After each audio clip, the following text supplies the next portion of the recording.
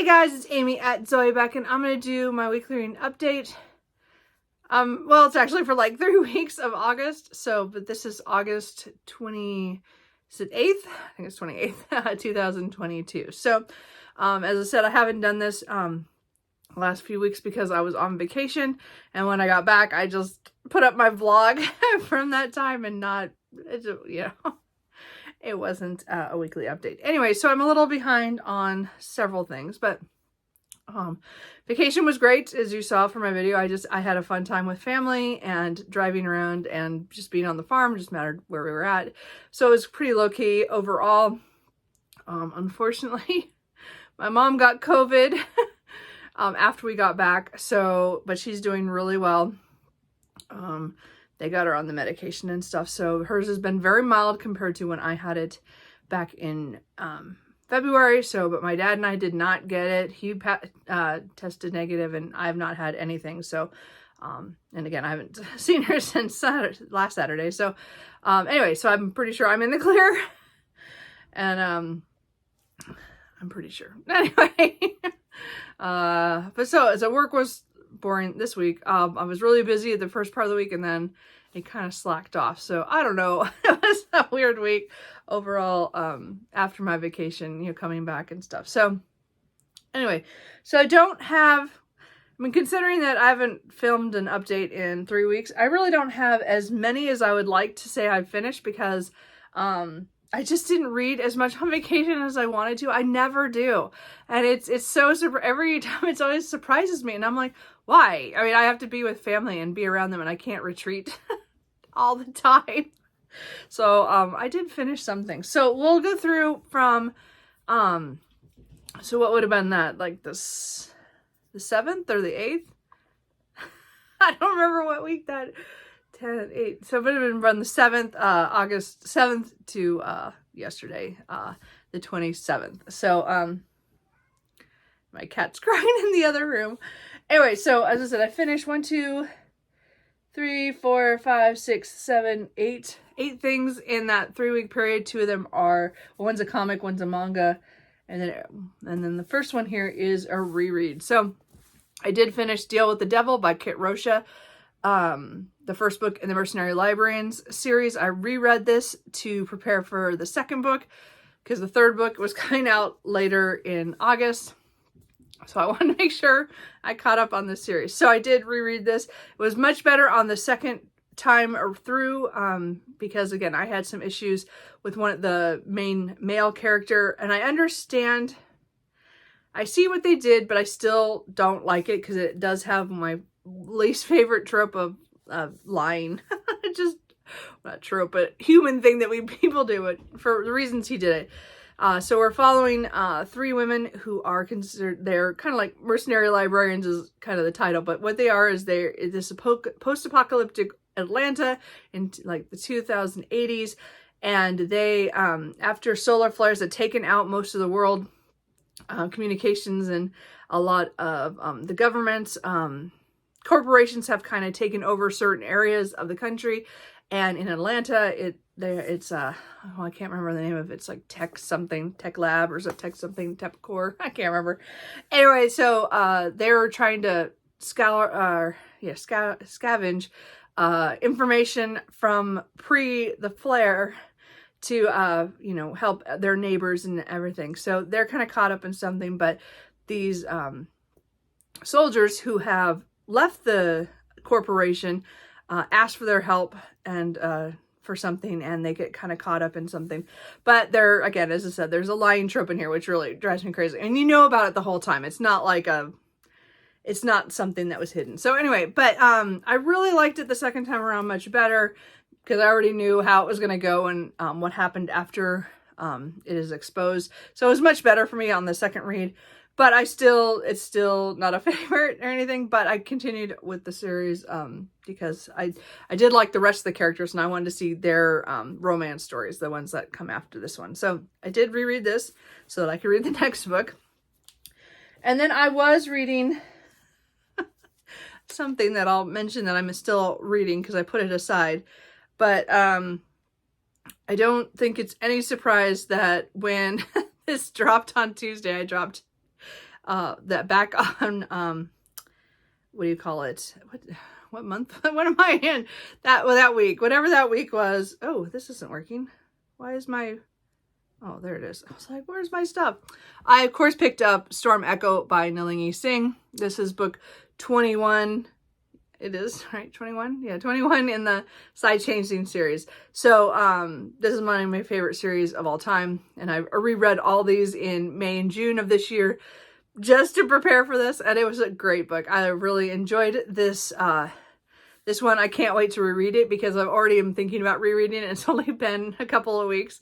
I really like the characters in this one and how their story is connected. I love it that it's connected to characters that I really, really love from Silver Silence and the last book, which is can't remember right out of my head, whatever the last book of this was too. So it's like it's connecting with that family, which is one of my favorite parts of the later section of the Side Changeling series. So I did like this one and the things that it helped progress, because this is a urban fantasy paranormal romance series where it's in the future, where there are people with psychic abilities, shifters, and humans all vying for power. This is really far into the series. You do not start here. You start at the beginning with Slave to Sensation. And even if that book is not the best of the series, it does give the foundation through the early books that make the books that are later in the series just shine. It's just, they're so good once you get a little deeper into the series. I mean, I liked a lot of the early books too. It's just they're not as just profound as some of the later ones. But as I said, this is one of my favorite series. As I said, I just did a full reread on these. I had quite a few of them on audio myself, and then I got the rest from the library. It was great. And so I really enjoyed that. So this one, as I said, I read this. It took me, it was Tuesday, Wednesday, and then we flew on Thursday. So I finished this on the flight to Minnesota. So I meant to get it done on Wednesday, but I just ran out of time with everything going on.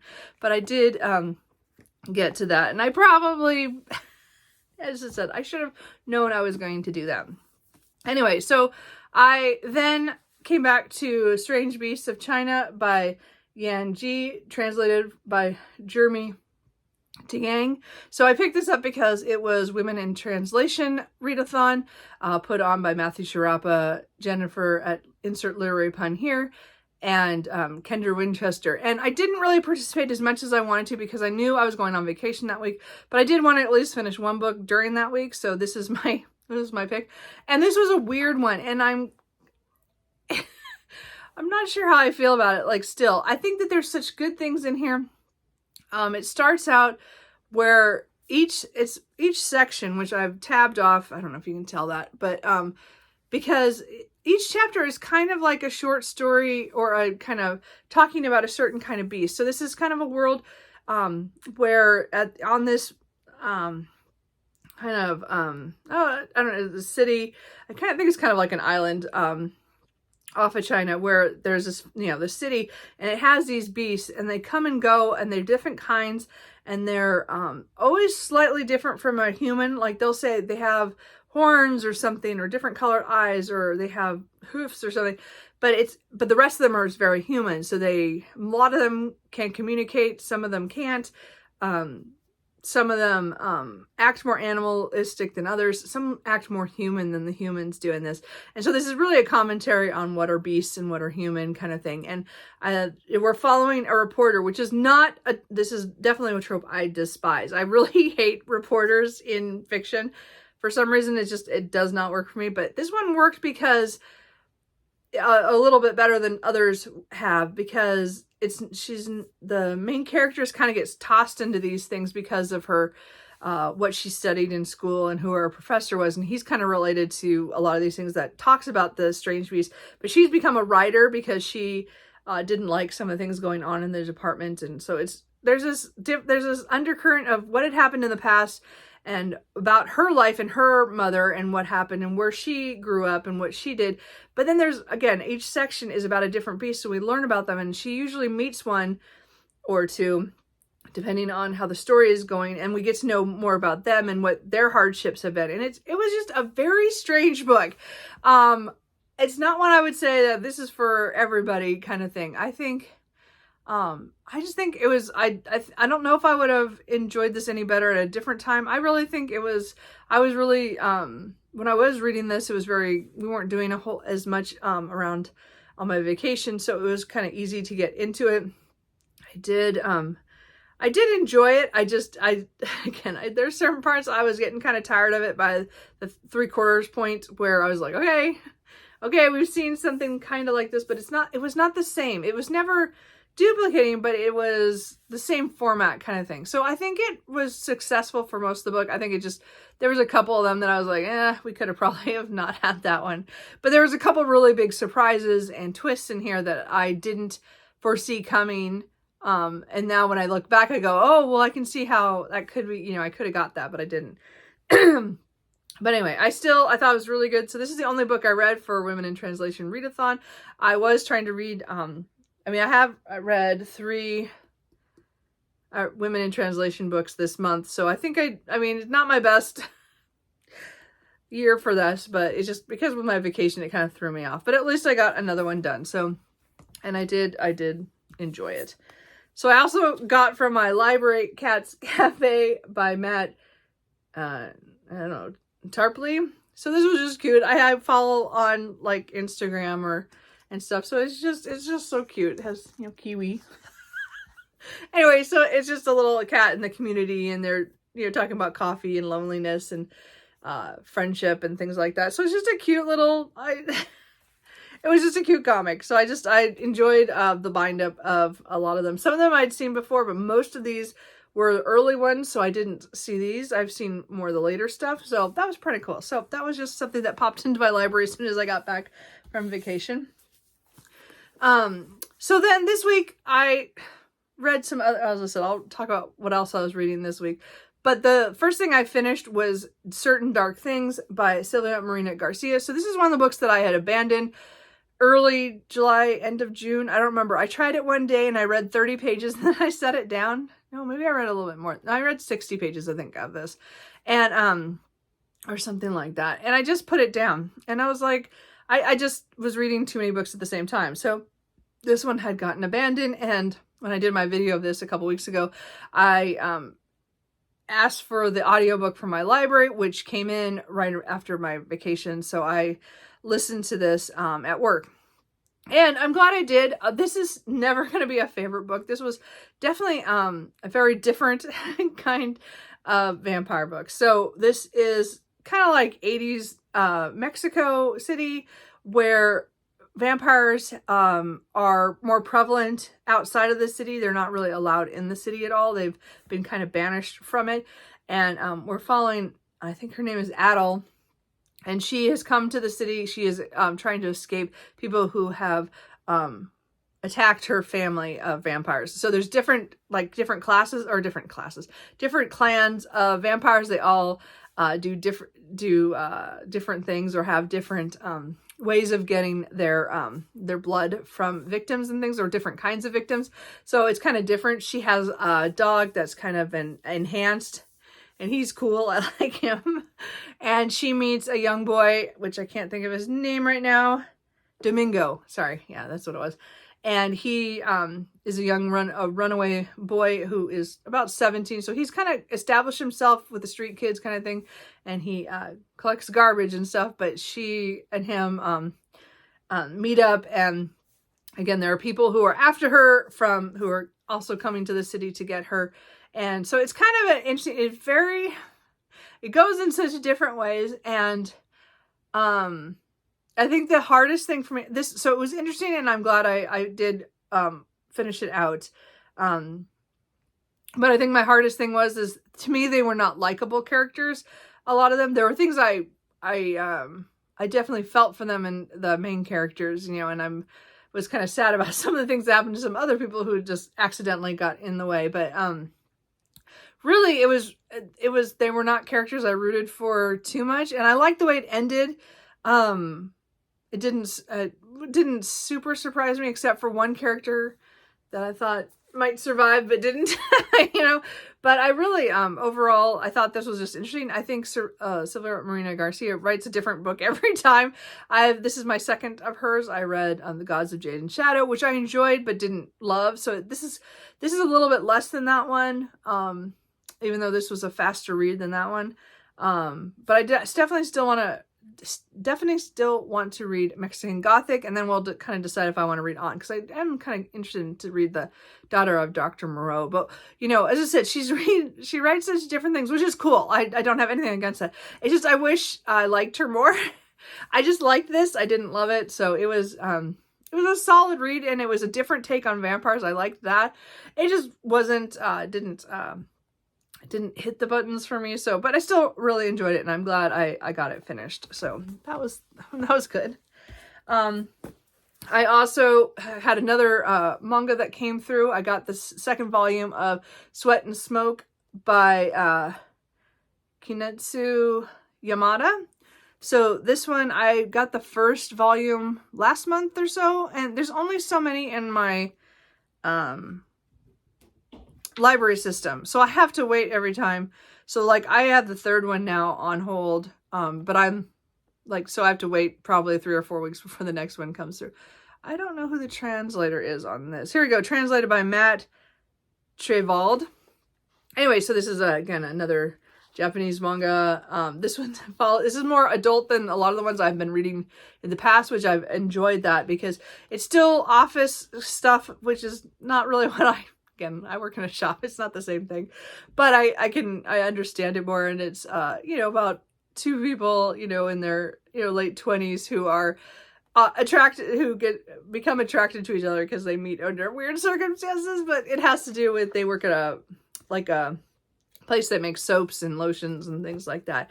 And she works in finance, and he is one of the developers. Anyway, I think it's really cute. It just progresses their relationship and the people around it. I liked it because we got to know her brother, got introduced. So I think that'll be fun.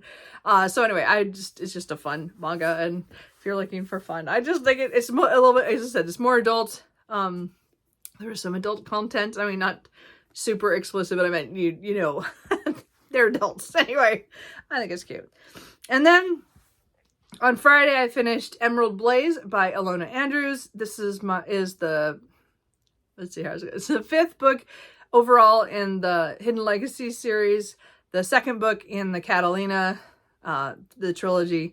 And I'm doing this as a buddy read with Tea and all the books. And we read this week. So we started on Monday and finished on Friday. So book number 2 was as adventurous as book number 1 in this this second series. And I really, really enjoyed it. I love all the characters that we've grown to know over all the books. And I just love them all because a lot of them were in this. This one was definitely a different take on the mystery or what they're trying to solve. All the stakes are very high in this. I liked a lot of the things that happened between the characters and the people.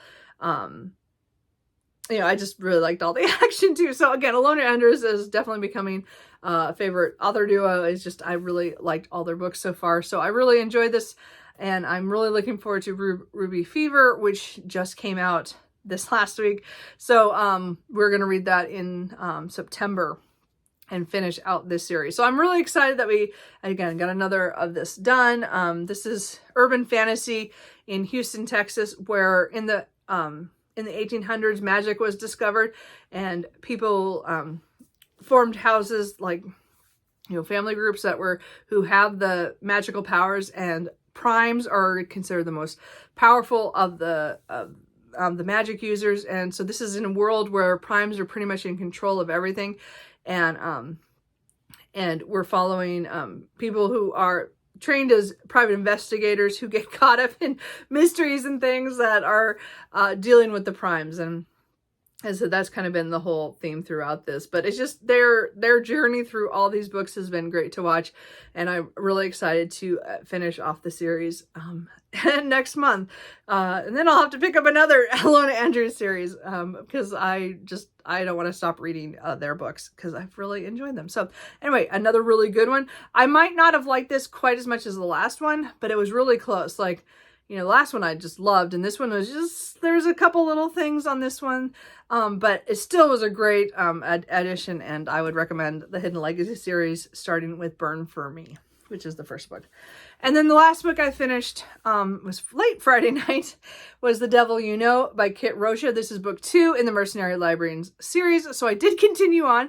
I started this while on vacation after I finished Strange Beasts of China, and I just didn't get it done. And then I was reading it, I was reading mostly Emerald Flames during this week, and then I would come home and, after I got my pages done for the day, I would read the last hour or so at night, would read this. So it just took a while to get through this.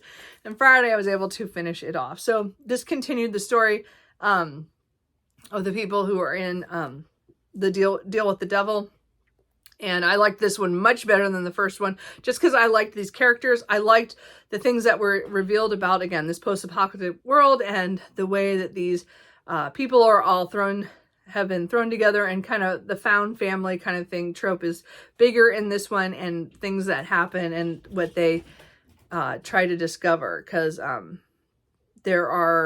this one, there are some kids who are being enhanced like some of the characters in this book, and so they're out to save them. And I liked that there's a lot of stuff with the emotion, the people who are the couple in here have their, so it's a romance, but it has a lot of world building and more characters brought in, and you get to know. And I really like this book overall. I'm really looking forward to picking up the third book, which again just came out, Dance with the Devil. So I'm hoping in September to finish that series off as well. Wouldn't it be nice if I finished some series? Anyway, so the books I'm currently reading right now, I'm still just at the very beginning of To Green Angel Tower by Tad Williams. I'm doing a reread of this by audio. So I'm only about this is only the first book. So I'm only 120 pages in. So this is going to take a while. It's like a 60-hour audiobook. Even at 1.5 speed, it's 40 hours. So I'm only about 3 hours in, or some 3 or 4 hours in. So this is going to take me, I would say, most of September. As I said, I really want to reread this series. Memory, Sorrow, and Thorn is one of my favorite epic fantasy series. I'm rereading it by audio to get to the second set of trilogies, The Last King of Ostenard, because the third book the second set is not a trilogy anymore. Sorry, my brain. The second series, Last King of Ostenard, has 4 books now. 3 of them are out. The third book, Into the Narrow Dark, just came out in July, but I was behind on my reread. And so I do want to continue my reread so that maybe by the end of the year, I'll be caught up enough so I can read that book. But I'm going to get to it. But again, I'm listening to this on audio at work. Have a few audios that might come in from my library, so I might intermix this. This is not one I need to read straight through. It's, again, other than the fact it's gigantic, it's a reread. This is my 4th or 5th time reading the Memory, Sorrow, and Thorn series. I'm not sure anymore how many times I've reread it. But I'm really enjoying it still. I just, I don't focus on it as much, but I do get to listen to audiobooks at work quite a bit, so I should make good progress this next week. So I will do that. In that one, we're following a young boy. In the first book, Dragonbone Chair, you follow Simon and as he gets wrapped up in a lot of conspiracies and things going on at the main castle where the king lives, as the old king is dying, and a lot of things are going on in the aftermath of that. And so he gets kind of caught up in everything, and he is one of my favorite characters of all time. So it's just great to returning to the original trilogy. Anyway, so I want to get that done. I'm also in the middle of Islands of Abandonment by Carl Flynn, Life in the Post-Human Landscape. I started this on vacation, or Yeah, because I took this on vacation with me. And I did read about 100 pages of this on vacation. And then I just was like, this is reading too slow. This is a slow reading book. So even yesterday when I tried to read a good chunk of this, I couldn't. I started falling asleep. And it's not its fault. It's just really, I can't read this book. Like, you can't read it for hours. So I'm going to read, so I'm going to try to read a couple sections every day. If not, I'll just read a section a day. Because it is talking about different places where people have lived and for some reasons have left or have abandoned it for different reasons. So like the first section was talking about places like Chernobyl where, there was a disaster. And so the people had to leave. They didn't have a choice. And then, and how the area is being taken back over by nature because the people have left. And so it's talking about different places. I'm in the middle of the one talking about Detroit, Michigan, on how their population has surged and then has been decreasing ever since, and how there are acres of abandoned homes and stuff. So it's been really heartbreaking reading about these places. And so I'm just in the middle of stuff like that. I think it's still a very fascinating book. I just can't read a lot of it. It puts me to sleep for some reason. And I'd switched from reading this to reading The Devil You Know, because I just needed something more fast-paced on vacation. So this one again is that I want to finish it by the end of the month, but I'm not positive. I still have 180 pages left. So we'll see.